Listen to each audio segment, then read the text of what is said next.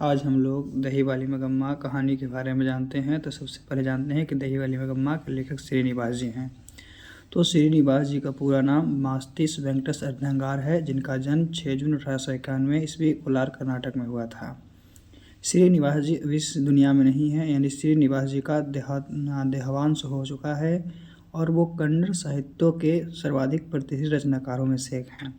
उन्होंने कविता, नाटक, आलोचना, जीवन चरित्र आदि साहित्य की प्राय सभी विधाओं में उल्लेखनीय योगदान दिए हैं और साहित्य अकादमी पर उन्हें कहानी संलग्न में सन्ना कथुलू कहानी था, उसमें 1968 ईस्वी में उन्हें पुरस्कार भी दिया गया है। उन्हें ज्ञानपीठ पुरस्कार भी प्राप्त है और यह कहानी कन्नड़ भाषा नेशनल बुक ट्रस्ट इंडिया से लिया गया है और इस कहानी के अनुवादक B.R. नारायण है। कहने का मतलब क्या है कि दही वाली मगम्मा जो है, जिसके लेखक श्रीनिवास जी हैं। श्रीनिवास जी का पूरा नाम वेंकटेश अय्यंगार है, जिनका जन्म 6 जून 1891 ईस्वी कोलार कर्नाटक में हुआ था। वो अब जीवित नहीं है और जो श्रीनिवास जी हैं वो कन्नड़ साहित्य के प्रतिष्ठित रचनाकार हैं। वो नाटक, कविता, आलोचना, जीवन चरित्र आदि साहित्य में भी लिखे हैं और उन्हें सन्ना कथुलू कहानी है, उस पर साहित्य अकादमी पुरस्कार भी 1968 ईस्वी में दिया गया है। उन्हें ज्ञानपीठ पुरस्कार प्राप्त हुआ है। ये कहानी जो है दही वाली मगम्मा, वो आपका नेशनल बुक ट्रस्ट इंडिया से लिया गया है और इस कहानी को आपका कन्नड़ से हिंदी में कन्वर्ट करने वाले व्यक्ति, जिसको अनुवादक कहते हैं, उनका नाम B.R. नारायण है। इसकी प्रमुख पात्रा है मगम्मा, मगम्मा का पुत्र बधू नजम्मा, माजी, रंगप्पा, मगम्मा का बेटा और मगम्मा का पोता। तो इस तरह से ये आपका राइटर नेम के बारे में था, श्रीनिवास जी के बारे में। अब हम लोग किसके बारे में, तो पॉइंट बाय पॉइंट ऑब्जेक्टिव को पहले देखते हैं। दही वाली मगम्मा के ऑब्जेक्टिव का कौन कौन सा क्वेश्चन है, उसके बाद हम लोग सब्जेक्टिव क्वेश्चन को देखेंगे। तो इतना याद रखना है, इससे भी आपका क्वेश्चन एग्जाम में पूछा जाता है। तो चलिए बिना देरी किए हुए हम लोग फर्स्ट पॉइंट को देखते हैं, ऑब्जेक्टिव के फर्स्ट पॉइंट। तो ऑब्जेक्टिव का फर्स्ट पॉइंट क्या है कि दही वाली मगम्मा बेंगलुरु शहर में दही बेचा करती थी। वह अंधविश्वासी है। उसकी बहू का नाम नजम्मा है तथा मगम्मा के परिवार में कुल 4 सदस्य है। मगम्मा और नजम्मा में बहू के द्वारा पीटे गए बेटे के लिए विवाद रहता है। यह कहानी बहुओं को संदेश देती है। इससे पूछेगा कि दही वाली मगम्मा क्या बेचती है, दही बेचती है, कहाँ बेचती है, तो बेंगलुरु शहर में बेचती है। वह कैसी महिला है, तो अंधविश्वासी महिला है। उसकी बहू का नाम क्या है, तो उसकी बहू का नाम नजम्मा है ना। फिर मगम्मा के परिवार में कुल कितने सदस्य हैं, तो कुल 4 सदस्य हैं। फिर मगम्मा और नजम्मा के बीच विवाद क्यों रहता है, तो पोते को पीटने के लिए विवाद रहता है। और एक कहानी जो है किसको संदेश देती है, बहुओं को देती है।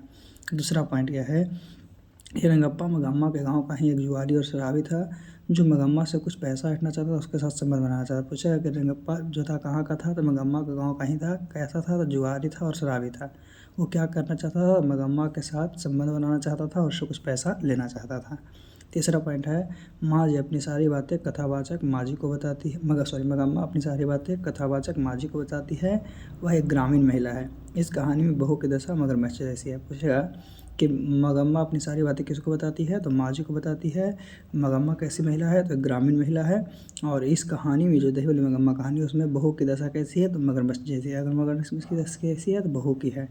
फिर मगम्मा अपने पोते के लिए कुछ मिठाई खरीदी थी, जिसे जाते समय कवि स्पष्ट कर दिया। तो मगम्मा जो था अपने पोते के लिए कुछ मिठाई खरीदी थी। पूछा है किसके लिए खरीदी, तो अपने पोते के लिए। मगम्मा अबलूर के समीप बेकटपुर के रहने वाली थी और रोज़ दही बेचने आती थी। पानी में खड़े बच्चे का पाँव खींचने वाले मगरमच्छ की दशा बहू की है। मगम्मा आत्मनिर्भर, स्वाभिमानी, मृदुभाषी, स्नेहमयी एवं अंधविश्वासी चरित्रवान है। तो मगम्मा का गाँव कहाँ था, अबलूर के पास शायद बेकटपुर। वह क्या करती थी, दही बेचने जाती थी। मगरमच्छ की दशा किसकी है, बहू की है। बच्चे का पाँव खींचने की दशा किसके, मगरमच्छ की है। चलिए आगे हम लोग देखते हैं। तो आगे है आपका कि अमराई का कुआं रास्ते में पड़ता था, जहाँ पर रंगप्पा मगम्मा से मिलता था। मगम्मा के मखमल के ब्लाउज की कीमत 7 रुपया थी। मगम्मा अपना पैसा माँ के पास रखना चाहती थी। मगम्मा अपनी बहू के लिए हर साल कोई ना कोई गहना बनवा देती थी। अमराई का कुआं कहाँ पड़ता था, रास्ते में क्या पड़ता, अमराई के कुएँ के पास ही रंगप्पा मगम्मा से मिलता था।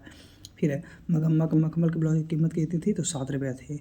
फिर है मगम्मा अपना पैसा कहाँ रखती थी, माँ के पास रखती थी। मगम्मा किसके लिए कोई ना कोई गहने बनवाती थी, तो अपने बहू के लिए बनवाती थी। फिर है नजम्मा लड़ाई सुलझाने के लिए अपने बेटे को किस तरह मगम्मा के पास भेज दिया और बोला कि तो अपनी दादी के पास आती रहना। ये पूछेगा कि लड़ाई को सुलझाने के लिए नजम्मा ने क्या किया, तो मगम्मा को अपने बेटे को मगम्मा के पास भेज दिया। तो इस तरह से चलिए आगे हम लोग देखते हैं। इसमें कुछ इंपॉर्टेंट क्वेश्चन है, जैसे मगम्मा का अपने बहू के साथ किस बात को लेकर विवाद था, रंगप्पा कौन था और वह मगम्मा से क्या चाहता था, बहुनिश्वास को मनाने के लिए कौन सा तरीका अपनाया? या मगम्मा का चरित्र चित्रण कीजिए। तो हम लोग ये चारों क्वेश्चन को देखते हैं। अभी हम लोग ऑब्जेक्टिव क्वेश्चन को देख लिए हैं, अब सब्जेक्टिव क्वेश्चन की ओर देखते हैं कि सब्जेक्टिव क्वेश्चन में क्या है। तो सबसे पहले हम लोग ये चारों क्वेश्चन को देखते हैं सबसे पहला क्वेश्चन का आंसर क्या होगा। तो पहला क्वेश्चन है, मगम्मा का अपनी बहू के साथ किस बात को लेकर विवाद था? तो मगम्मा को अपनी बहू नजम्मा को पोते को लेकर डांटा था। एक दिन बेटे को किसी गलती पर उसकी माँ नजम्मा को उसे पीट रही थी। पहले तो कुछ दिन मगम्मा चुप रही, किंतु जब रहा नहीं गया तो मगम्मा ने बहू से कहा कि और रास्ते इस छोटे से बच्चों के ऊपर पिट रही है। बस बहू चढ़ बैठी। खूब सुना उसने। जब मगम्मा ने कहा कि तुम्हारे घर वाले की माँ हो, तो बहू ने भी कहा मैं भी इसकी माँ हूँ, मुझे क्या अक्ल सिखाने चली है। बात बढ़ गई। मगम्मा ने बेटे से शिकायत की तो उसने भी कह दिया कि वो अपने बेटे को मारती है तो उस झगड़े में क्यों पड़ती हो। तो मगम्मा ने कहा बीवी ने तुझ पे जादू फेरा किया है। हाँ, बस इसी दोपहर से मगम्मा के बर्तन उठाने अलग कर दिया गया। यानी मगम्मा को अपने पोते को लेकर विवाद था, क्योंकि वो अपने पोते को मतलब बेटे को पीट रही थी, तो मगम्मा माना किया, इसीलिए ऐसा हुआ था। फिर है कि बहू ने सास को मनाने के लिए कौन सा तरीका अपनाया? तो बहू को जब पता चला कि रंगप्पा उसकी सास मगम्मा के पीछे पड़ गया है, तो उसके कान खड़े हो गए। कहीं सास के रुपये पैसे रंगप्पा न ले ले, इस आशंका से वह बेचैन हो गई। तो उसने एक योजना बनाई कि अपने बेटे को कहा कि तू दादी के पास चला जा, तुम्हें मिठाई देती है, अगर मेरे पास आएगा तो बहुत पीटूंगी। बस बच्चा मगम्मा के साथ रहने लगा। मगम्मा भी उसे चाहती थी। एक दिन पोता जिद कर रहा था कि मैं भी बेंगलुरु चलूँगा। तो मगम्मा क्या करे, माथे पर टोकरा, बगल में बच्चा, मुसीबत हो गया। तो बेटे बहू से आकर कहा कि उस दिन गलती हो गई, तुम यूँ ऐसे चलेगा। मगम्मा खुशी खुशी अपने बेटे बहू के साथ रहे। इस तरह से क्या होगा कि बहू ने सास को मनाने का परपंच रचा था, तरीका अपनाया था। तो यानी कि इसमें अकल की बात किसमें, नजम्मा ने की थी कि अपने सास को मनाने का वो पूरा का पूरा इंतजाम कर लिया था, किस तरह से हम लोग मना सकते हैं। तो दो क्वेश्चन हो गया। पहला क्या था कि मगम्मा अपने बहू के साथ किस बात को लेकर विवाद था, अपने लैंग्वेज में भी लिख सकते हैं। दूसरा था कि बहू ने सास को मनाने के लिए कौन सा तरीका अपनाया, तो इसे भी आप अपने लैंग्वेज में लिख सकते हैं। चलिए हम लोग तीसरे क्वेश्चन की ओर चलते हैं। तीसरा क्वेश्चन क्या है? तो तीसरा क्वेश्चन है कि मगम्मा का चरित्र चित्रण कीजिए। मगम्मा जो है उसका चरित्र चित्रण करना है। तो मगम्मा प्रस्तुत कहानी का प्रमुख केंद्रीय चरित्र है। कहानी की कथावाचक उसके इर्द गिर्द ही घूमती रहती है।